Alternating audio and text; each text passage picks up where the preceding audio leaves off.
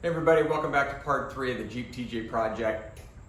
So today we're going to tackle a lot of the rust repair, but first let me give you an update on where we're at.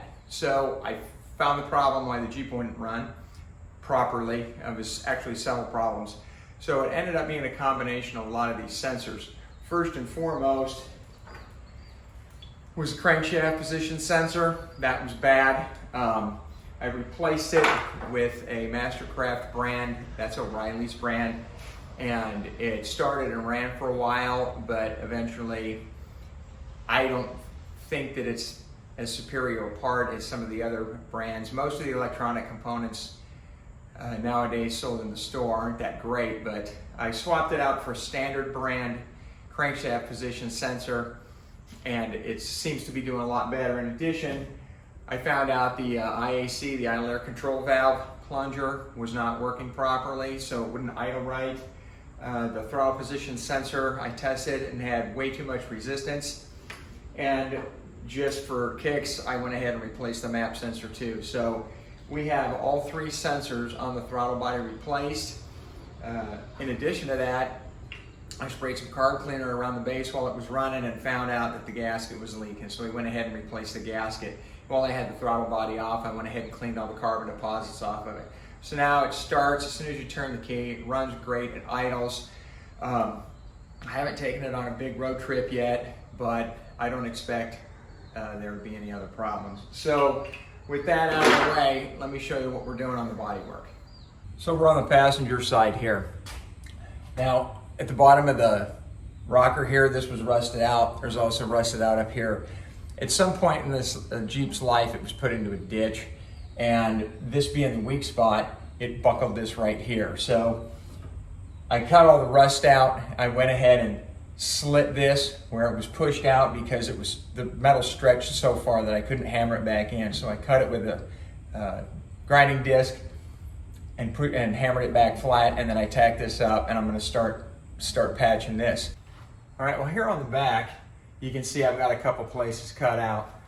On the left here, you can see this is the box for the rear left corner body mount, and it's obviously pretty corroded. On the right-hand side, that whole box was gone, and I had to cut that out. So I have to weld the plate on side for the inner box, and then weld the plate outside for the outer box. The tailgate too, where it collects water, it's pretty much gone. So we've kind of switched gears on this now.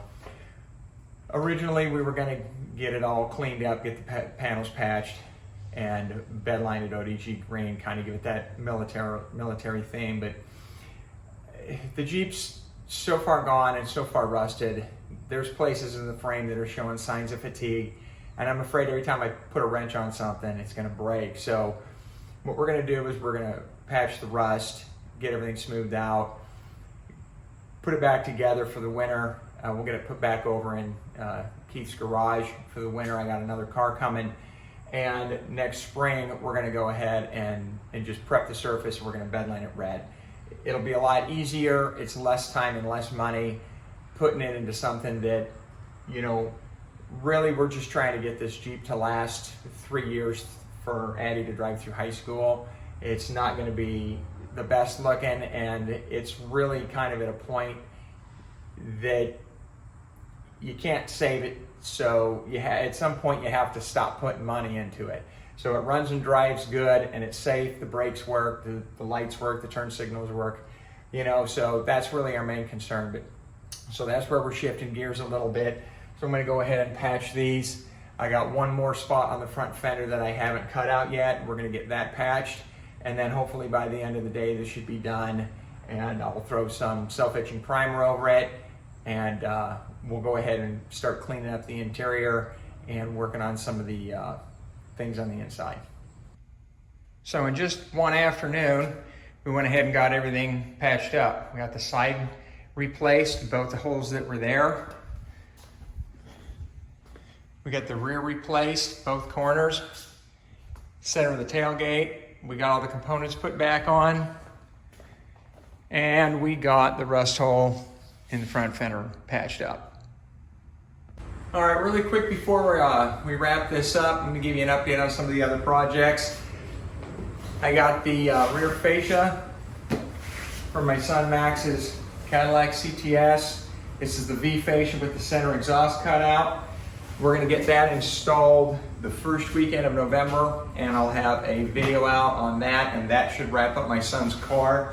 Behind me is my friend Rob's tailgate from this D150 Dodge truck that he's doing the resto mod on. It's got a 340 Magnum small block with the Sniper fuel injection on it.